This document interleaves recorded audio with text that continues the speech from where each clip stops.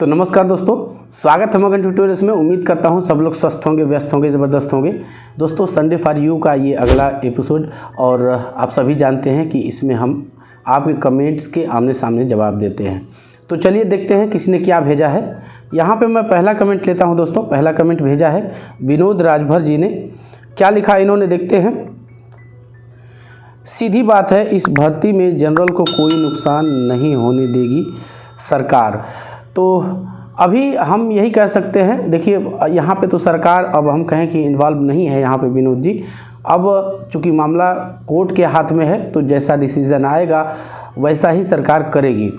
तो यहाँ पे हम कुछ अर्थों में आपके साथ सहमत हो सकते हैं, लेकिन अभी फ़िलहाल मामला आप जानते हैं कि इसका हाल फिलहाल डिसीज़न आया है और इसी के बारे में ये वीडियो भी थी दोस्तों।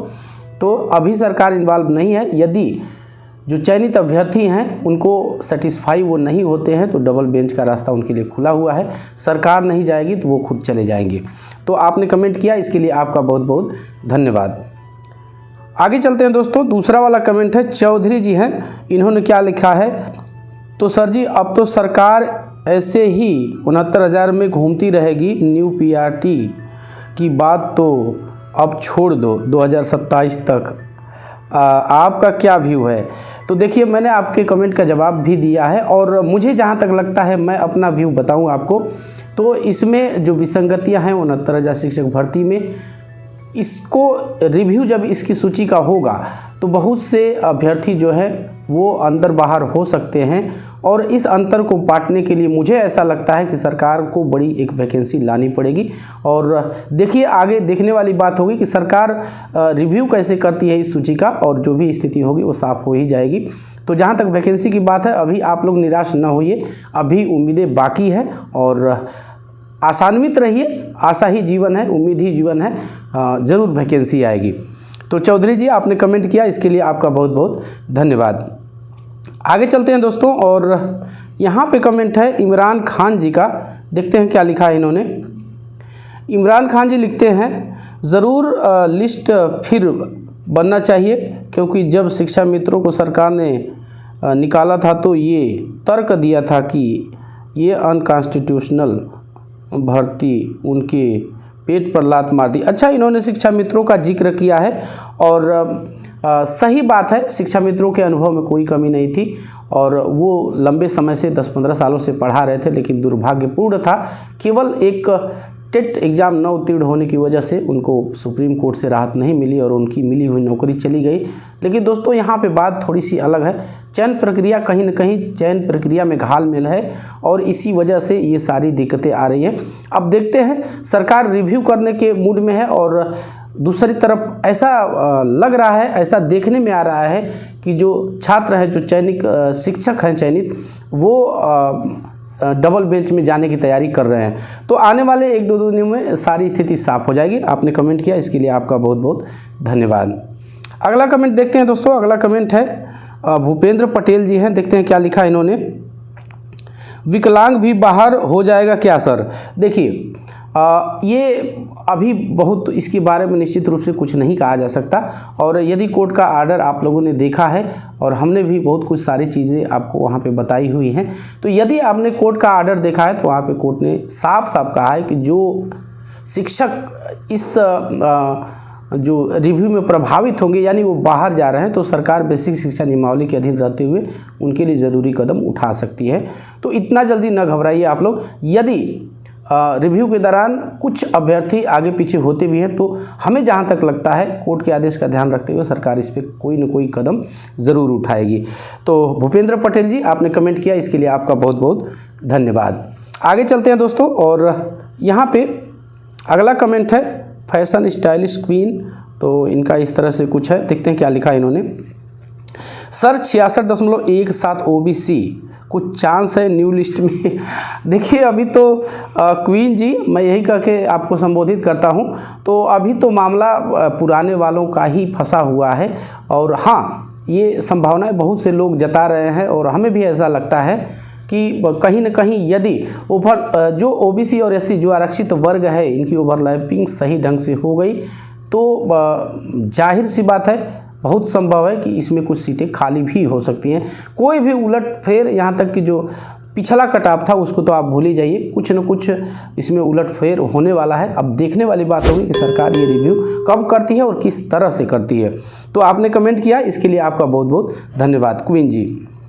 अगला कमेंट है जीत जी का, देखते हैं क्या लिखा है। थैंक यू सर, तो वेलकम, आपका बहुत बहुत स्वागत है इस चैनल पे, और कृपया इसी तरह से आप इस चैनल से जुड़े रहिए ताकि आप ऑथेंटिक जानकारी प्राप्त कर सकें। आगे बढ़ते हैं दोस्तों, और यहाँ पे हैं रेखा तिवारी जी, देखते हैं क्या लिखा है इन्होंने। जनरल और ओबीसी दोनों को सीट दे दे। देखिए ऐसा नहीं होता रेखा जी, जो रिजर्वेशन के मानदंड है और जो निर्धारित प्रक्रिया है, जो पहले से निर्धारित प्रक्रिया है और जो बेसिक शिक्षा नियमावली है उसके अधीन ही रह करके सरकार को काम करना पड़ेगा। ऐसा नहीं हो सकता कि इन्हें भी दे दो उन्हें भी दे दो। ये जो कुछ भी होगा एक कानूनी प्रोसीजर के आधार पे होगा और उसी के अनुसार करना पड़ेगा।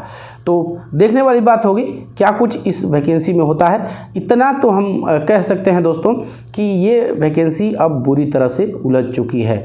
तो आने वाले 3 महीने का समय है, आप लोग जानते हैं, देखते हैं, सारी चीज़ें साफ हो जाएंगी। आपने कमेंट किया रेखा तिवारी जी, इसके लिए आपका बहुत बहुत धन्यवाद। अगला कमेंट संदीप कुमार यादव जी का है, देखते हैं क्या लिखा इन्होंने।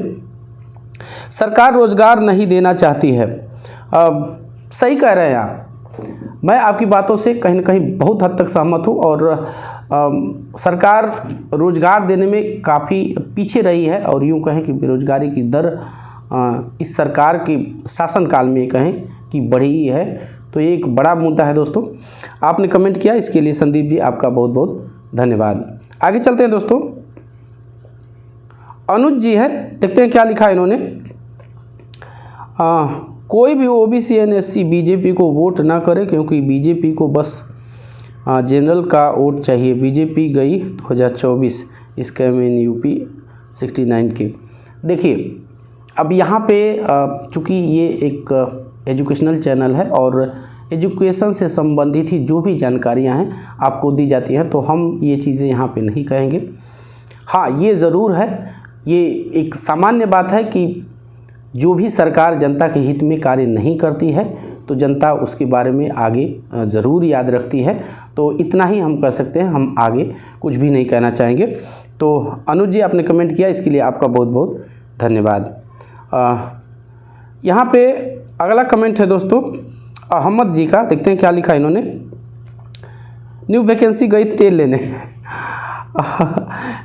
तो अभी इतने निराश ना हो आप लोग, लेकिन हाँ एक संकट के बादल तो हम कह सकते हैं कि अब घिर चुके हैं, और देखते हैं क्या होता है। आने वाले 1-2 महीने में सारी चीज़ें साफ हो ही जाएगी। हालांकि यूपी टेट के बारे में कहीं न कहीं कुछ चीज़ें आ रही हैं निकल के, जल्दी ही आपको इस बारे में अपडेट किया जाएगा। तो अहमद जी आपने कमेंट किया, इसके लिए आपका बहुत बहुत धन्यवाद। अगला कमेंट है गौरव त्यागी जी का, देखते हैं क्या लिखा है। Very good decision given by honourable high court, reservation की लिमिट 50% से ज़्यादा नहीं होनी चाहिए। सभी रिजर्वेशन का अपनी अपनी तरह से उसको परिभाषित कर रहे हैं, तर्क दे रहे हैं, लेकिन जो निर्णय है, और आप सभी जानते हैं कि जो रिजर्व कैटेगरी के अभ्यर्थी हैं निर्णय से संतुष्ट नहीं है, वो इंतज़ार कर रहे हैं कि सरकार डबल बेंच में जाए। यदि सरकार नहीं जाती है तो वो खुद चले जाएंगे, ऐसी सूचनाएं मिल रही हैं। तो गौरव त्यागी जी जुड़े रहिए और इसी तरह से अपने विचारों से हमें अवगत भी कराते रहिए। आपने कमेंट किया, इसके लिए आपका बहुत बहुत धन्यवाद। आगे चलते हैं दोस्तों, और अगला कमेंट है मनु यादव जी का, देखते हैं क्या लिखा है इन्होंने। हाँ, भर्ती को फंसाया गया है, 6800 को कैंसिल। अब तो ये दुर्भाग्यपूर्ण है, जाहिर सी बात है कि एक उम्मीद थी जो भी इस 6800 सूची में चयनित अभ्यर्थी थे, लेकिन चूँकि क्वैश हो गई तो अब तो ये दुर्भाग्यपूर्ण ही कहा जाएगा, क्योंकि एक उम्मीद थी कि इन्हें रोज़गार मिल जाएगा। अब ये अभ्यर्थी भी जो 6800 के हैं, ये भी कोर्ट जाने का मूड बना रहे हैं और सरकार पे लगातार दबाव बना रहे हैं कि सरकार इस मामले को डबल बेंच में लेके जाए। तो देखने वाली बात होगी आगे क्या होता है। तो मनु यादव जी आपने कमेंट किया, इसके लिए आपका बहुत बहुत धन्यवाद। अगला कमेंट लेते हैं दीपक तोमर जी का, देखते हैं क्या लिखा है। सर मेरा 65.66 है, ओबीसी 6800 लिस्ट में नाम था, क्या न्यू लिस्ट में कोई चांस है, प्लीज़ रिप्लाई।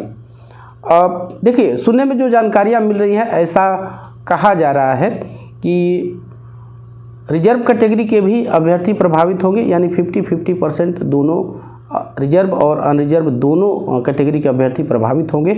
तो अब देखते हैं कि ये सूची रिव्यू किस तरह से होती है। ये निश्चित है कि कुछ न कुछ उलटफेर होगा।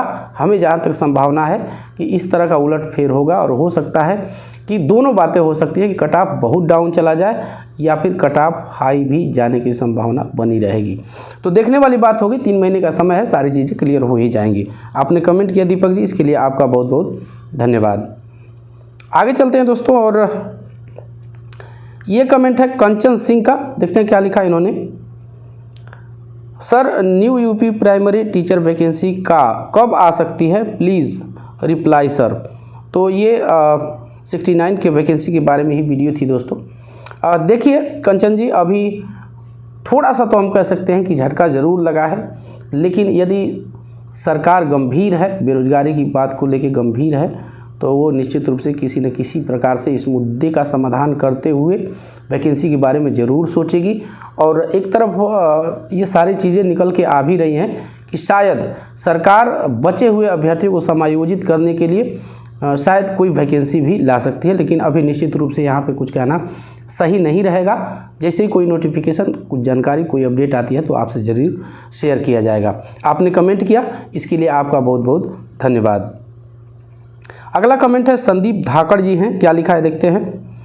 सर, OTR के लिए दूसरे ईमेल बनाए हैं, कोई दिक्कत तो नहीं? दूसरे ईमेल से मोबाइल नंबर पहले वाला है।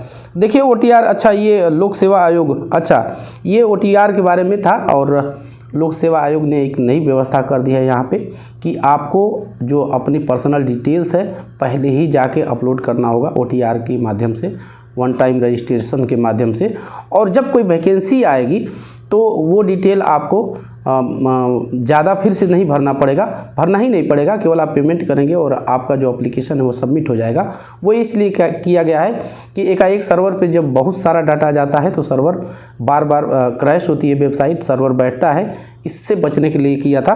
तो बिल्कुल नहीं, ईमेल की जहाँ तक बात है तो आप कोई भी ईमेल डालिए, लेकिन वो आपकी पहुंच में होना चाहिए। और सबसे बड़ी बात, जो उस पर OTP आता है वो आसानी से आपको तुरंत मिलना चाहिए, ताकि आप लॉगिन कर सकें अपने पोर्टल पे। तो इसीलिए है, यदि आपके पहुंच में है तो इससे कोई मतलब नहीं है कि किसके नाम से ईमेल है, ये केवल एक कम्युनिकेशन का जरिया है और कुछ नहीं है।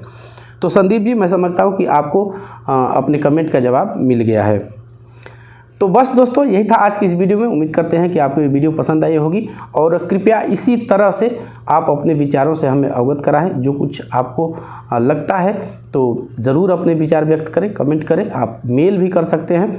तो आज के लिए इतना ही, और चलते चलते हमेशा की तरह वही रिक्वेस्ट दोस्तों कि कृपया इस चैनल को आप लाइक, शेयर और सब्सक्राइब ज़रूर कीजिए दोस्तों। जब आप ऐसा करते हैं तो हमें एक मोटिवेशन ज़रूर मिलता है। मिलते हैं अगली वीडियो में, तब तक के लिए नमस्कार।